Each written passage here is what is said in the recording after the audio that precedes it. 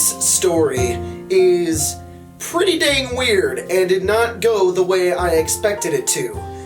I'm here with Logan. Me! Logan. Yes. It's Logan. It is. Also known as the Runesmith. Or Logan. Or Logan. Also Logan.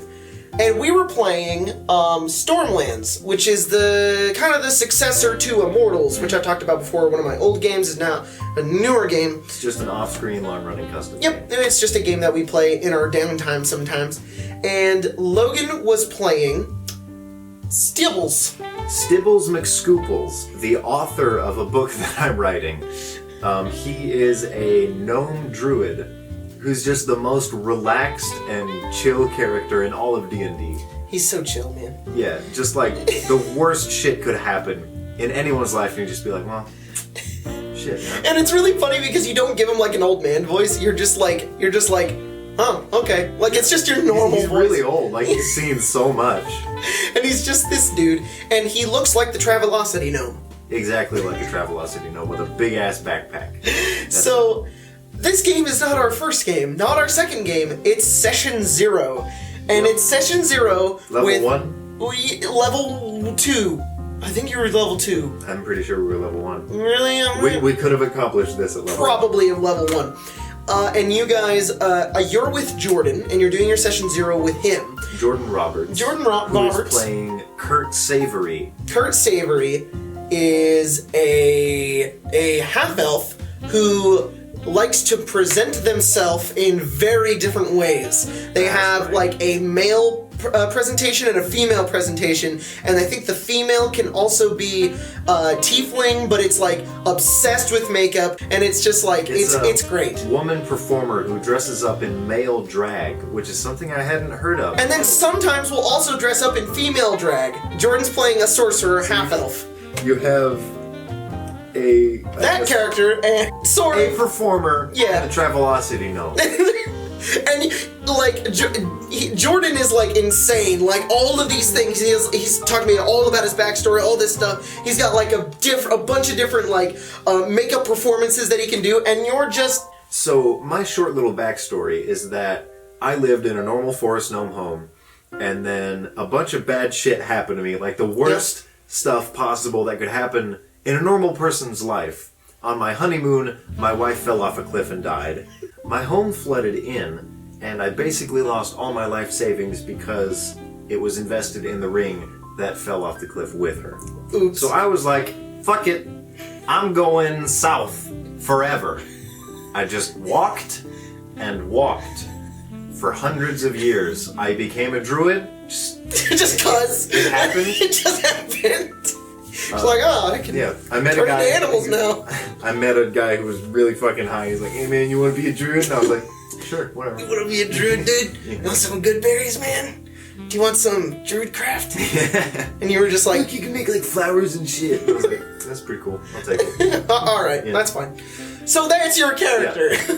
And I was planning for the game, and I am making this, my first arc I wanted to do was this, like, horror type genre where the party has, like, this little safe little bastion here of a city, and then the outside area around it would be basically being destroyed by a bone claw. Bone claw was like the scariest fucking thing I could find in Mordenkainen's. I was like, that's spooky. So they're level 1. I'm going to have them slowly build up resources to fight a single bone claw. If you don't know what a bone claw can do, it's basically like a lich. It's a failed lich. It's a failed lich, and its soul just goes into random things. So if you kill it once, it doesn't just go away. It keeps coming back. So I was like, that'll be a fun villain.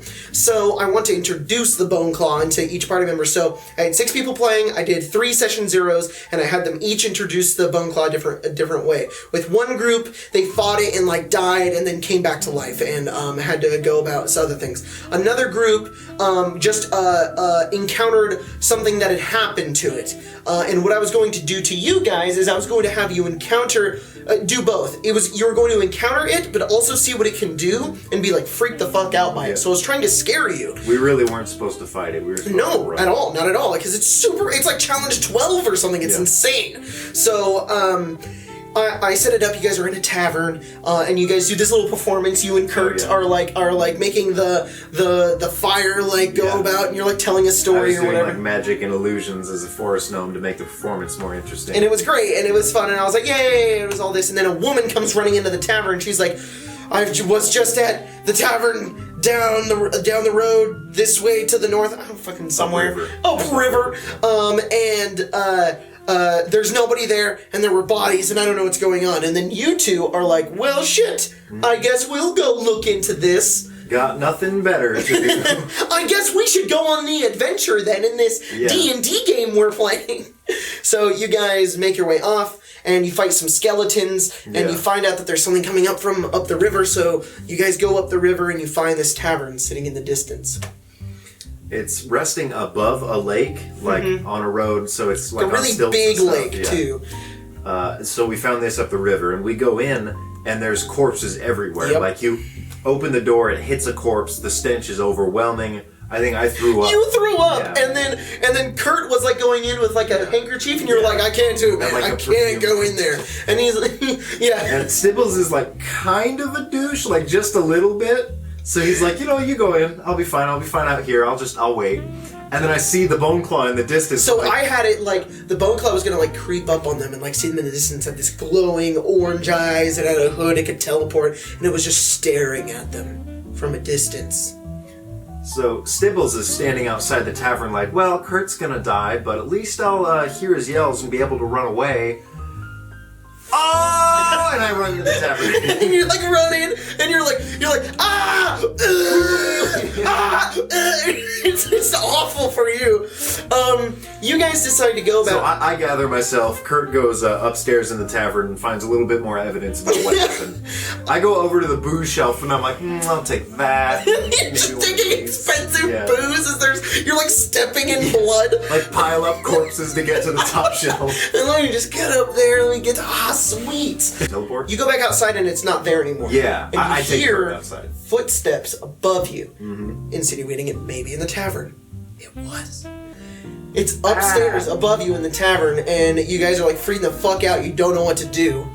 I've got this big pile of booze, and like the counter in the back is lined with it. So I'm like, oh, I know. So I run in, shatter all the booze on the ground, keep 2 fancy little wine bottles, like, we're gonna celebrate later if we live. And then I run out, and Kurt's there with like fireball in her hand. It was like fire bolts because you're like level 1. Yeah, like flaming hands or flaming touch or whatever.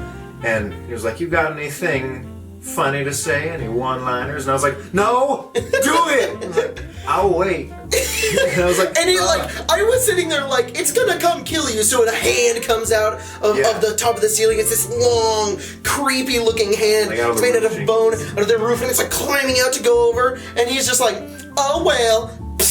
And like shoots it at the tavern. It goes up in flames, explodes, and if you don't remember from what Logan said, it's hanging off the edge of like a cliff essentially with a lake below it. And I don't know why I was like, that's a good idea. Maybe because I thought it'd be cool. That's spooky. That's scary enough, right?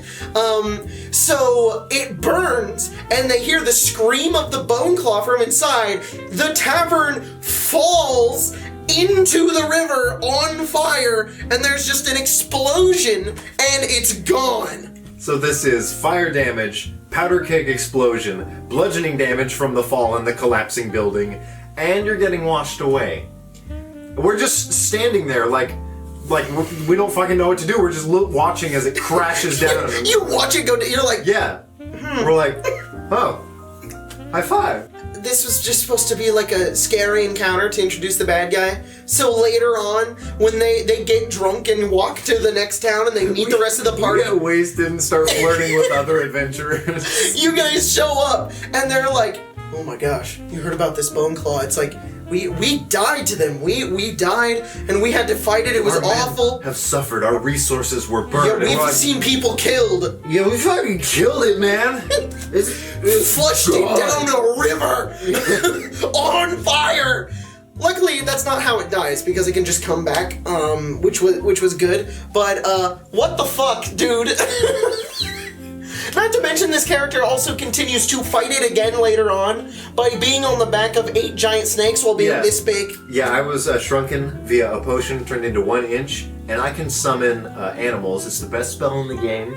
So I summoned 8 giant constrictor snakes and flooded a very thin corridor, just this ocean of snakes as I'm on the head of one riding like Time and time again, I bring the bone claw up and it's like creepy and it's there to kill everybody. And you pull this shit and you're just like tee and you like fucking kill it. And I'm like, okay, good job, Logan. You beat the bone claw with snakes.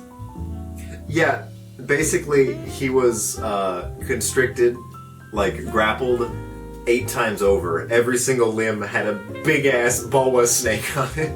And I'm just there in his face shooting tiny little spells. And he died. He died. That's the story of how Logan killed my bone claw like 8 times.